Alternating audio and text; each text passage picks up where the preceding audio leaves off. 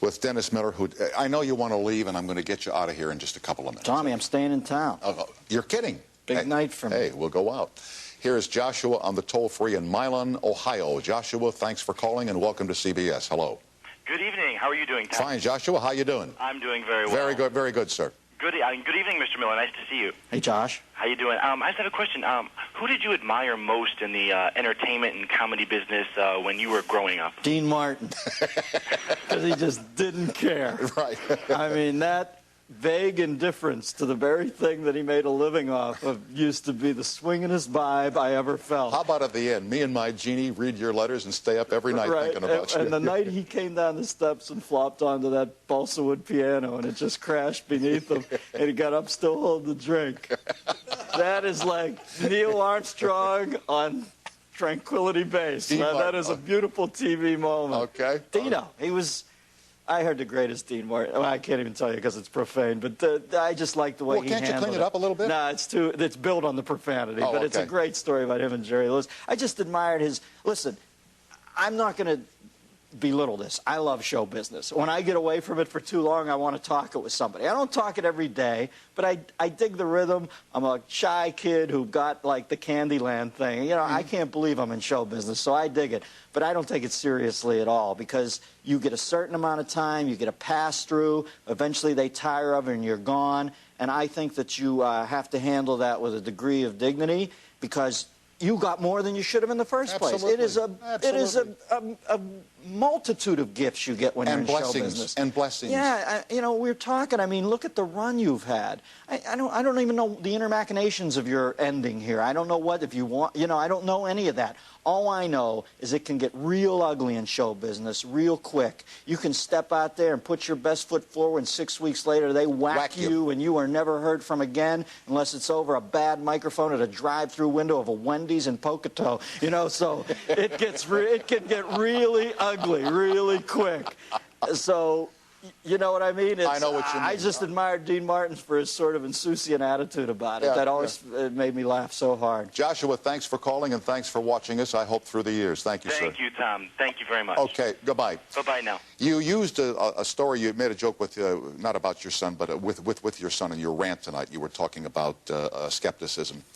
We talked about your boy the last time, and he was starting chess, as I recall. Is he still the chess player? Nah, he plays a little here and there. He's a bright kid, though. He had a moment the other night, Tom. I tell you, it was a gift from God. I really believe that. I really believed. I'm not saying that to be maudlin.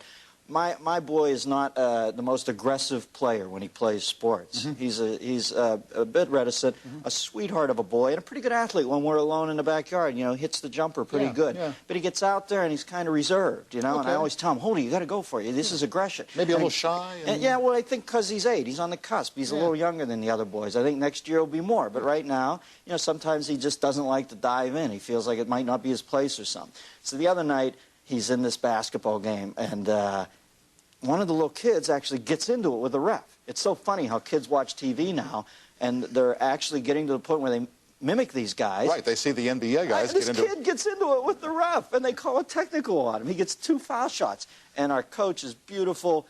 The best player on the team steps up to shoot the foul shots, and the coach says, no, let Holden shoot him. And my son steps up. You know, and the whole gym, there's nobody even on the free throw line. It's him alone. The whole gym's watching. Swishes, too. Oh, man. Oh, Tommy, it was the most beautiful thing. I said, thank you, God. I mean, he turned around. He was just beaming. I felt like Benini. I'm just bouncing around. I want to fall into you. See him, free throw love. And did the crowd love him? Oh, they went crazy. Perfect. Tommy, it was one of the sweetest moments. Has he got your sense of humor?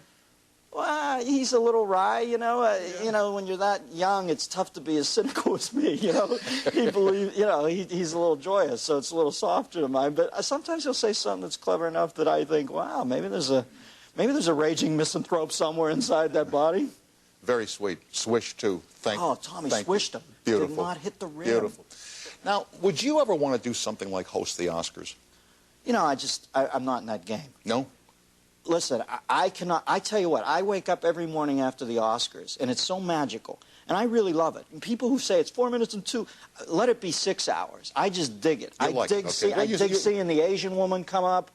just shattered that she's won. You know, I dig seeing a guy like Benini. I dig seeing the pros like Hanks and Spear. You know what I mean? Sure, There's a whole... I love the whole thing because showbiz is magic at some point, and that's as magical as it gets that night. Does. And I always wake up the next morning after the Oscars with a little bit of melancholy because I think to myself, why don't you try something? Like writing a screenplay or something. Wouldn't that be fun? Well, you've done some movies, too. Yeah, I've done Bordello of Blood. I'm wasting vampire hookers. You're not going to see me down there getting the Eric Thalberg Award for that. But, you know, I do think, why don't you really try to dedicate yourself and write something? You know, I look at Damon and, you know, Matt and Ben Affleck, and I think, wow, what a great script. Good Will Hunting, I thought was great. And I think, why don't you try writing something? Maybe you'll find out you can't do it, but maybe you'll find out. Give it a shot. Yeah. Give it a try. And sure. So the Oscars mean a lot to me, but I just don't have enough of a visible position. And you know what? It is so brutal, the scrutiny. I mean, I watched Letterman that year, and I have to be honest, I thought he was funny. Yeah. You know what I mean? Yeah. And I wake up the next day, and here it is years later, he's still getting the hell beat out of him, and I think, and he looked pretty good to me. And he's beating the hell out of himself. Tommy, colortinis, my friend. Thank you. This is Lori Dunsworth, Lori, my how friend. are you? Nice to see you. Runs a nice quad over here called Lola's on Fairfax. I asked you to come I've heard over, about this. make some colortinis for us. Thank you, sir. Tommy, you're a pro. Thank you, sir. You are a pro broadcaster, man. Thank you, sir. It's going to miss you, the media. Have to work for the movie business. Oh. Here's to my friend Tommy Snyder, everybody. Let's give him a hand. Do we have any security in the house tonight? Jeez. Who is that guy? I have no idea, but he was in my office right before I come down here. He says, I hear you're quitting. Would you like to do cameos? Well, he's got to get ahead, too. In any event, I'm down to a minute with you here, my friend. Thanks for coming on. Thank you for your friendship, continued success, and I hope that our paths will cross as we travel the highway of life, blah, blah, blah, blah, blah. Well, Tommy, I can't blah, blah, blah with you. You've been a classy guy with me, and I tell you, man, when I say a pro, you bump into around 10 of them in this business. There are a lot of people doing it with smoke and mirrors, but you've been out here, you've been interesting for a couple decades now. That does not happen. And as a viewer, I just want to tell you how appreciative I am of you as a television personality. Thank you, You're a good man. And hey, you're a good man, and I'm proud to call you my friend. Thank you. All right. Okay, kid. Take care. Safe home, and you're staying in town tonight, right? What was that phrase? Safe home. No. What? Oh. AMF, huh? Little inside. Sorry, can't go there. Thanks for having me, Tom. Okay, kid. AMF. The first word is adios, and you can figure out the rest. There, that's a good way to say it. Yeah, back with some stuff after this.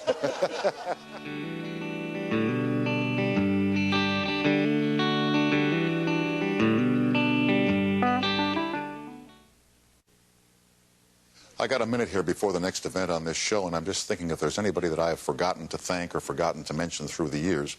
And there's one man I would like to talk about for a second, whose name is Dave Tebbett, who is not a well man, but is a dear man. Tebbett was the vice president in charge of talent over at NBC for a lot of years, and he always talked like this, pal. I tell you, pal, I fought those executives into the ground. So whenever you try to talk like Tebbett, your throat gets sore. Tebbett's job was to keep the talent at NBC happy, to mollify those of us who were upset at the myriad problems of being a star or an announcer at NBC. And I remember one time, I was steamed about something, and so Tebbett took me to lunch, and he says, "I'll send you a television set."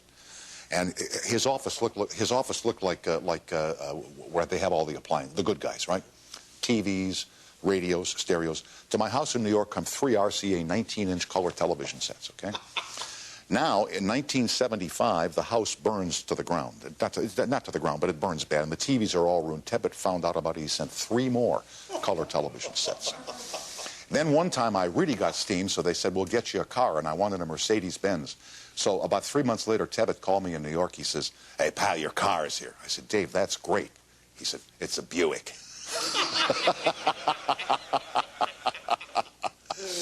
So I salute Mr. Tebbett tonight, and I know he's not well and probably will not hear of this, but all of you should know that there once was a very good man there is a very good man who bears that name. See, there was a very good man. It's another one of the mistakes I make here nightly.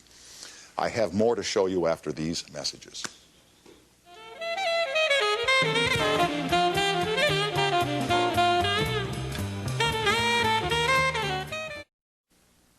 Landmines keep on killing long after wars are over.